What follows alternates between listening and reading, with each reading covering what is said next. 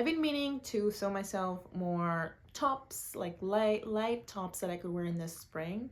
And with the spirit of knitting a lot more vintage inspired, if not actual vintage, I looked to one of my favorite designers who is Fabel Knitwear. She's one of my favorite designers, and it's partly because she's really good at taking the classic look of knitting garments and combining it with vintage inspired and a little bit of magical, fairy tale inspired garments. And the vintage inspired part, especially, I really think she nails. So I have like a lot of her patterns saved, and I looked through it to find one that would work with what I was picturing. A light, flowy, spring-like top that I could wear in between seasons, fall, spring.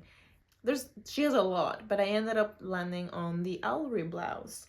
And I'm making this video before I actually finish this project, just because I want to kind of bring you along the ride of what this knitting project is like after having knitted a lot of really complicated color work. I wanted something simpler, but also, that has that unique look. So it's just a very different project from before, and something that I really am excited to try. Another goal that I had with this project is that I want to make more neutral color stuff in general. Well, like what I'm wearing is kind of neutral right now, but I make a lot of, I think, dark reds, and in the summer a lot of bright colors, which I like. That's all fine, but I don't have as much of neutral in between. I don't like wearing white a lot. I think just pure white, it's not my favorite. I think it doesn't end up looking great. So I like something in between. I'm thinking more browns, beige, that type of thing. Not going for like the sad beige kid,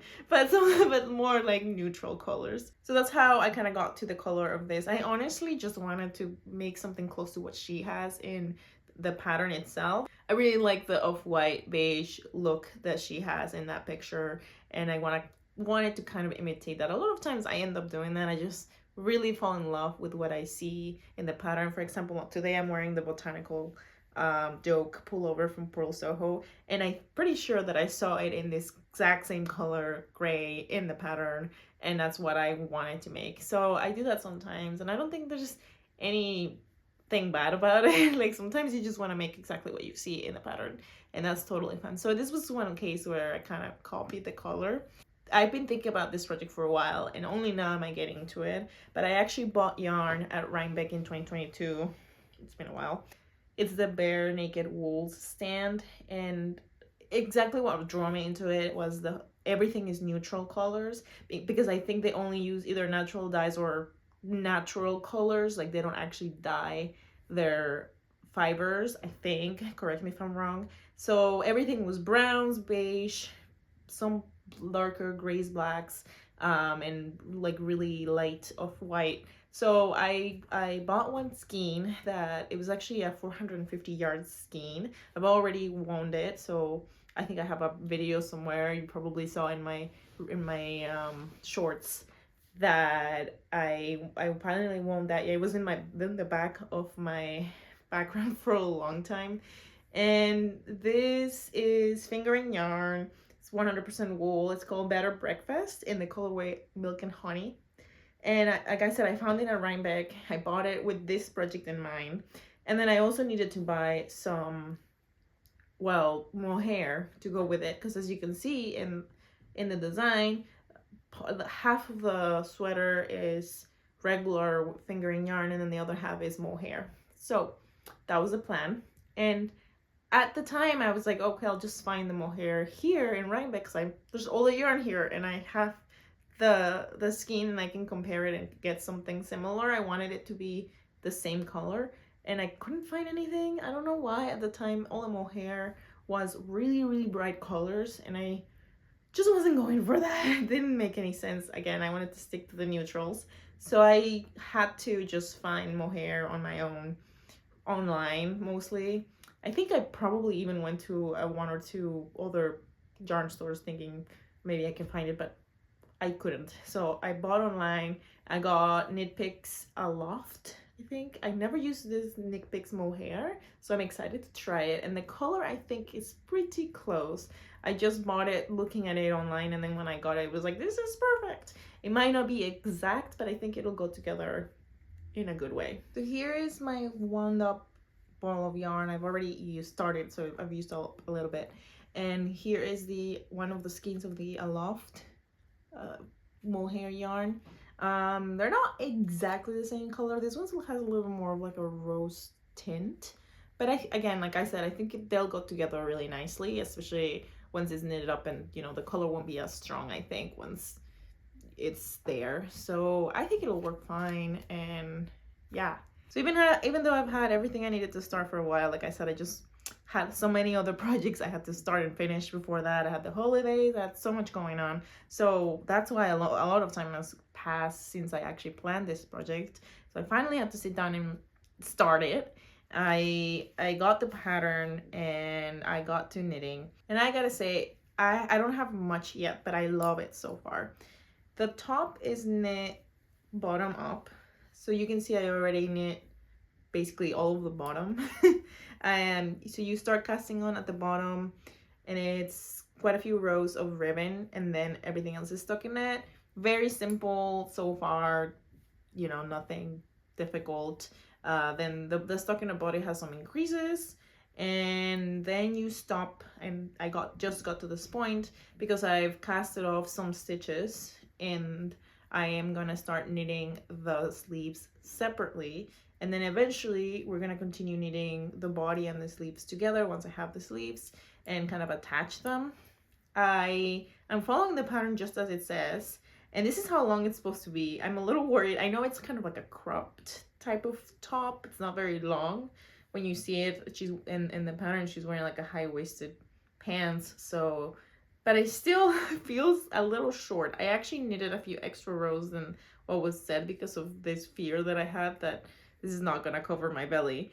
But in the end, I think I'm just gonna continue, and later I'll see if it needs more length. I might just undo the bottom and add some stockinette at the bottom, and maybe a little, you know, more length at the bottom, so it's not terrible. But I'm following the pattern here. This happens to me sometimes. I think I have kind of a long torso, so I end up having to extend the bottom. This keeps happening to me actually, where I follow exactly the pattern. So I did add some rows, so I know it's longer than it's supposed to be, but I'm hoping that once I join it with the sleeves, that it doesn't end up being super tiny. I did have to increase the size of my needles. It says 4 millimeters, but I worked the gut gauge with 4.5, and I think it's because this fingering yarn is actually very light. It feels more like a light fingering, and I didn't quite notice until I started knitting with it, which is totally fine. I was able to do the swatch and get to gauge with the 4.5, but that's kind of unexpected for me that I had to go up a whole needle size. But it's working out. Like I said, it's measuring exactly what it's supposed to so far, so I'm feeling good about it. It's been very easy so far, and I think I'm about to get to the fun part with the sleeves and everything else happening in the yoke. Kind of happens a lot with bottom up anything. Like the sweater, again, the sweater I'm wearing, for some reason, it's a good example, has mostly ribbing, and it took me forever because it's also knit bottom up, and it took me forever to get to the actual fun part, which was the yoke. So I think it's similar, except it's not taking me that long to knit this. I'm gonna keep going. I'm gonna start the sleeves. I'm gonna start working with the mohair, and I'll show you how it's looking once I get to a point that it looks like I could share with you. Eventually, I brought my tea, of course, to tell you all the tea about this pattern. Ah, so corny. I finished it!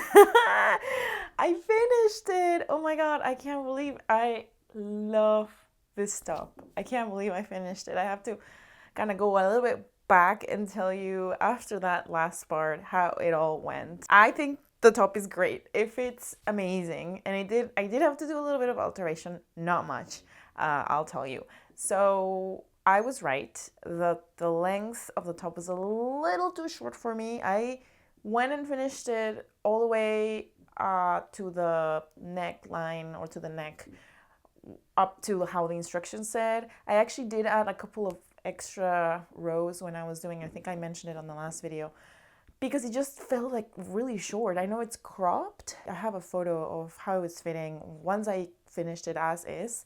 And I don't think this is a fault of the pattern itself. I think it was more that I encountered this a lot with crop tops where I think I have kind of a maybe a longer torso where I tend to need a little bit of more length. Not much, just like an extra inch or something, just so that it fits kind of in the right spot for me. For crop, maybe it's just because I feel more comfortable with slightly longer. I don't know. The point is that I did not feel like I was gonna be happy with that length. So what I did is I actually went back and I picked up stitches from right where the ribbon began, and then I started unraveling from the bottom. But if you've ever tried to unravel cast on edge, it doesn't come off the way with if you are doing it from like the end. So it was taking forever. So I just went in and I snipped a little bit kind of closer to where I had picked up the stitches, and then it was way easier to just unpick all of that edge, all of the ribbing edge basically. And then using that same yarn, I added a little bit more length. About an inch, maybe inch and a half. So I basically just knit stockinette for like an inch or an inch and a half. And then I redid the rib, and I still had yarn left. In fact, I still have some yarn left, not much, but I had enough that I knew I could do that with no problem. And I am very, very happy that I did, because now it fits perfectly. It's still cropped, but I feel more secure, and I also feel like it fits just in general my shape a lot better. So yeah, the process of after I left on that last part of the video was simply just putting together the sleeves. These sleeves are such a dream. Oh my gosh. It is incredibly comfortable. It's so soft and light. It is like the perfect spring pattern, honestly. I am very, very happy that I finished it just in time for the spring, because it's perfect. It's warm enough, but it's also light enough. I am obsessed now with this type of sleeve, like the super, frilly and bulky sleeve. It is just so fun. Knitting them was quite easy. You start with a ruffle, and that is just stockinette, really, like a certain amount of stitches. Then you're going to the crease so that it creates that ruffle effect. And interestingly, you actually switch back to like the main fabric, like the actual fingering fabric instead of the mohair, and that's what creates this ribbing. And that is really smart because it does give more structure to the sleeve, and it's not super noticeable. So I think it's great. I might go back and add a little bit of elastic in the inside of the rib, just that I feel like it's fine right now, but it might start to lose its shape a little, and it wouldn't hurt it.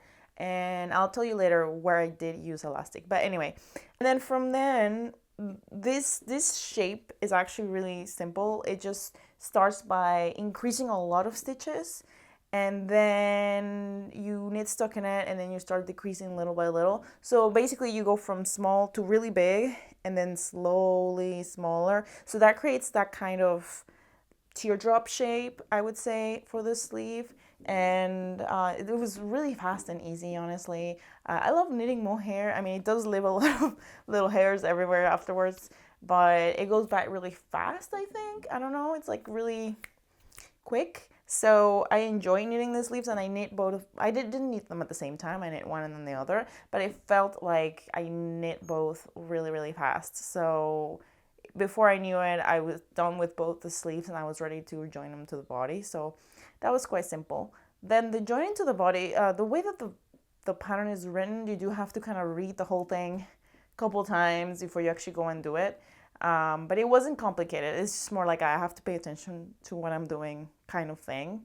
And basically what you do is, first you gotta create, because you're gonna be doing an intarsia, because when you join the sleeves, you're still knitting the body and the main fabric for quite a few rounds before you switch back to the just mohair fabric. So there is a moment, and because of the neck hole in the middle, you actually need one little like ball of the main fabric yarn, then the mohair, then the main fabric again, then the mohair, then the main fabric. Basically, each of the section has to have separate yarn. And then you have to make sure that they're together with intarsia. So if you haven't used intarsia and you want to try this pattern, do look into it. It's not difficult. I actually have a little tutorial video in my channel, but you have to pay attention what part of you're knitting and which yarn you have, and not to like get all tangled up, because that can happen with so many like strands of yarn. But it wasn't hard at all. It's just like, okay, pay attention what you're doing right now.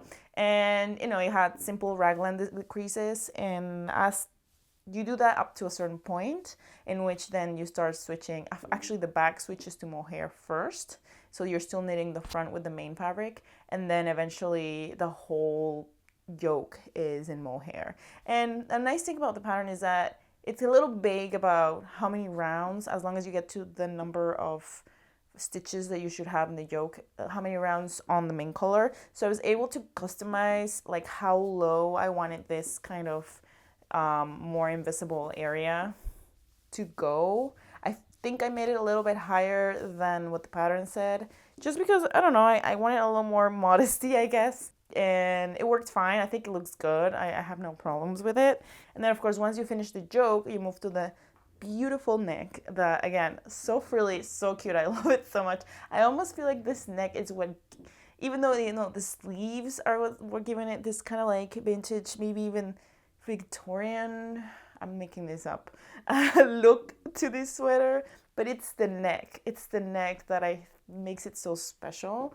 And it basically is knit the same way as the ruffle on the sleeve, but reversed. So you start with your ribbing in the main fabric, and then you switch back to the mohair. You do increases, and then you create your ruffle. Pretty straightforward, very simple. There is a button here, and the way it works, when I was looking at the pattern, I thought that it had created like a little loop or something that would be the buttonhole, but actually is just a buttonhole in the neck itself, like in the ribbing. It's not very visible either, and I chose a button that was actually very close to the color of the fabric, so I thought that it worked. It doesn't clash, and it doesn't like, you could, of course, if you wanted, you could use a button that was more, I don't know, I was thinking of like a golden button or something that would create a little pop and almost look like jewelry, but I didn't have anything like that, and I wanted to finish this top. And the reason I was like so trying to finish it is because I had a deadline that I put myself, which was I wanted to wear this at my birthday brunch that I had a few days ago with my friends. I just, you know, sometimes I like to put deadlines on myself for no reason, and I did finish it. I was actually blocking it the night before and like hoping it would dry. Thankfully, mohair dries really fast. I did use a little bit my hair dryer onto the rest of the body towards the end. It was already like half dry, and it was a little bit humid, and so I wanted it to be completely dry. So I did that little trick. But yes, the button on the neck, there is actually a little bit of elastic inside of this neck. So that was part of the pattern that calls for you to use the elastic on the neck. I think that's very smart because it would very easily lose its shape, and you do want it to kind of stay there in the neck and not like fall over. And it doesn't feel too tight or anything. I obviously measured and I used an elastic that wasn't too tight.